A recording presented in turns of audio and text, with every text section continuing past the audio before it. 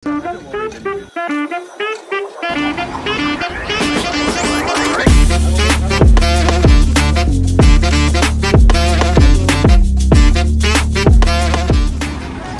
sedia, dah sedia. Dah sedia.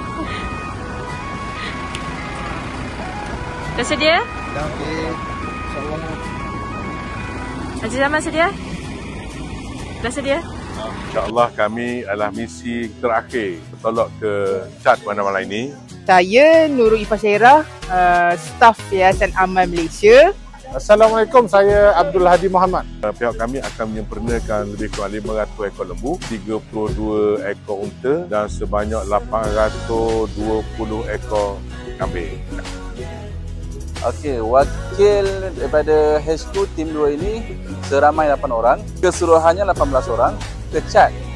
Tanzania, Uganda, Nigeria dah berlepas semalam. InsyaAllah akan melaksanakan korban anda dengan sebaik mungkin.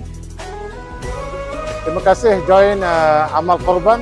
InsyaAllah tahun hadapan boleh bersama kami lagi. Okay, harapan daripada kami Yayasan Amal Malaysia untuk ajak ramai lagi rakyat Malaysia untuk join korban bersama kami.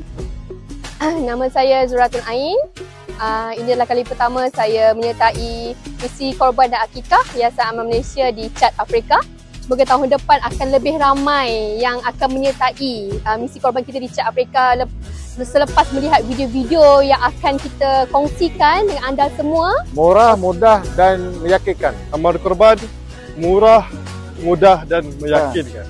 Kami wakil korban anda.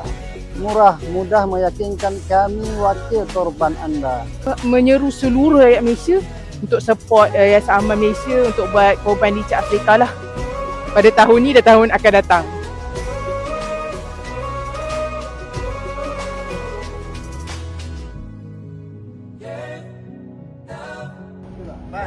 Bye-bye.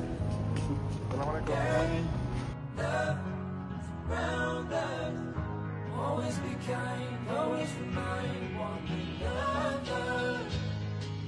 Mudah dan meyakinkan. Kami wakil korban anda.